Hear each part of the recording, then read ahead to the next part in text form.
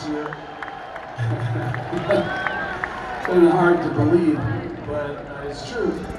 And so we're doing some things, and my wife Janice, who's a musicologist, and the love of my life, and of course anything she suggests, I have to pay attention to. And she suggested that a few years ago. She said, you know, it's going to be the Joker's 50th anniversary. I said, it is? God, I have no idea. She said, yeah. She said, let's go down to the warehouse, honey, and you know, go through the stuff. And I said, I don't want to go to the warehouse and go through the stuff. She said, no, it'll really be fun. You know, we'll go back and we'll go through the check stubs from 1971 and see what you spent your money on. Really?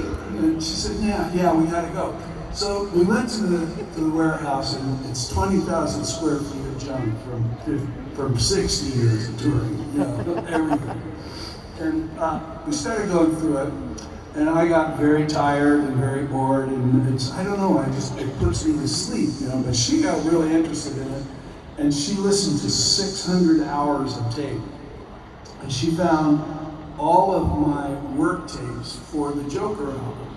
And like in 1971, 72, 73, we were traveling around, we were broke, we were poor. It was our last album for Capitol Records. It looked like it was the end. You know, it was kind of like, we don't know about this Steve Movin, this guy.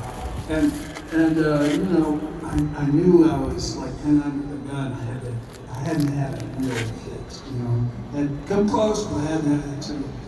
So I was working on these songs, and I carried this 4-track tape recorder, weighed 50 pounds. It was like this big. I put it in a great big suitcase with padding, and I lugged it around. And every night after a show like this, I'd go back to the Holiday Inn and up into the room and set this thing up and had a microphone. And I could play my acoustic guitar, and I could sing harmonies like Mary Ward, you know, play 2 guitar parts like Les Paul, do all that stuff that I learned. And it was like kind of working on a crossword puzzle or a jigsaw puzzle or something. I had all these songs. I had this one song, traveling, I don't mind traveling, well, it suits me fine. I forgot all about it, you know. And Janice found all these songs, okay? And she found out how I put the Joker together. And, you know, a verse from this one, a verse from that one. And so she's working on the box set. And, you know, in September, she's going to put this thing out. It's got all these recordings from the hotel rooms and all that stuff, plus a lot of great live things too.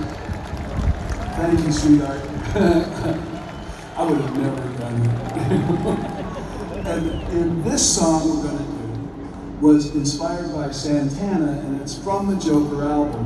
Now, back in the Fillmore, I'll just make this short. I know I'm talking a lot, but got a lot of stories to tell. So, in the Fillmore in the 60s, you know, when I first got out there, I was like, I just come from Chicago, and we were a really good blues band.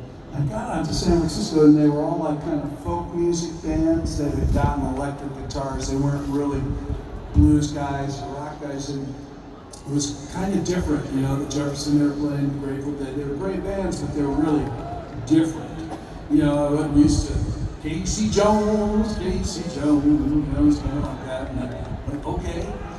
But then this kid showed up named Carlos Santana. And he was my age, and we were both like 21 years old and looking around and trying to figure it out.